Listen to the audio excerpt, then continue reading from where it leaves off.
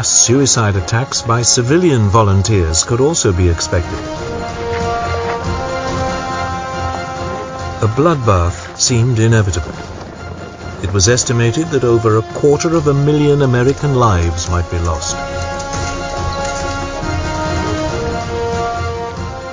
Then, in July 1945, the new US President, Harry S. Truman, heard about the results of a top-secret Allied scientific research program. It was called the Manhattan Project. For 3 years, Allied scientists had been working on an atom bomb, a weapon that draws on the vast quantities of energy released when an atom is split. It would have an unimaginable destructive force.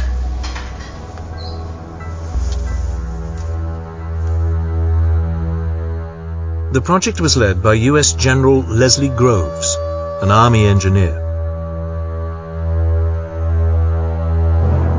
The scientific director was Robert Oppenheimer, a 39-year-old physicist from the University of California. Over a 3-year period, the program had recruited many of the Allies' best scientific brains. 2 radioactive materials seemed to offer most promise as fuels for the new bombs. One was a naturally occurring form of uranium called uranium-235. It was processed at a vast factory at Oak Ridge, Tennessee. The other was plutonium, a man-made material manufactured in primitive nuclear reactors at Hanford in Washington state. The research was coordinated and conducted by a team of scientists at Los Alamos, a specially built laboratory complex in the New Mexico desert.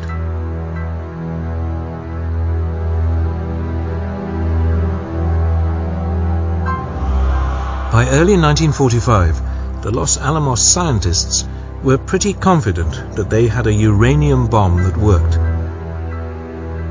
But it required huge quantities of uranium-235, and the scientists worried that they didn't have enough of it. So they also designed a second bomb that used plutonium. But this, unlike the uranium bomb, was much less well understood, and they weren't sure it would work. Before it could be used, they would need to test it. By early July 1945, after an expenditure of more than $2 billion, the plutonium bomb was ready for trials. The gadget, as it was called, was mounted on a steel tower in the New Mexico desert. At 5:30 in the morning of July the 16th, the atomic age began.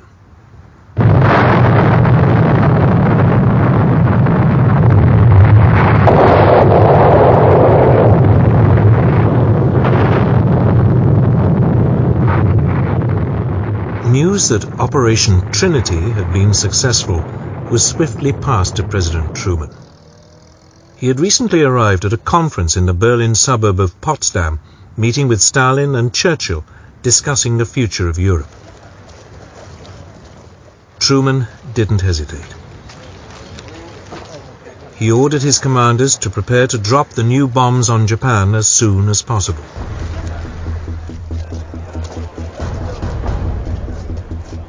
Two bombs, a uranium device codenamed Little Boy and a plutonium bomb called Fat Man, were now transported to the Mariana Islands.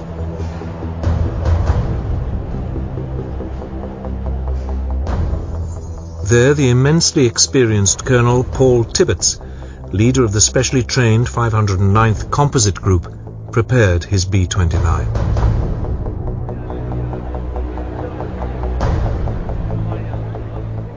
At 2:45 in the morning of August the 6th, Tibbets lifted his plane, named Enola Gay after his mother, off the runway.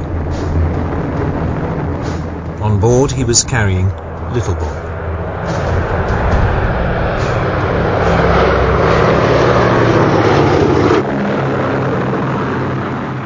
The flight to the target Japan's fourth largest city, Hiroshima, went without a hitch. At 8 a.m. on a bright sunny morning, Enola Gay approached the city at 33,000 feet.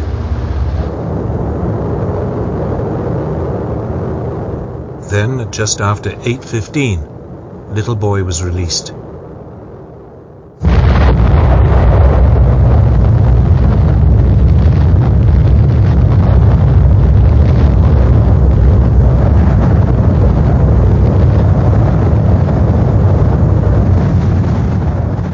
The uranium bomb had the power of nearly 13,000 tons of TNT. The temperature beneath the mushroom cloud reached 5,000 degrees centigrade. Thousands of people were instantly vaporized.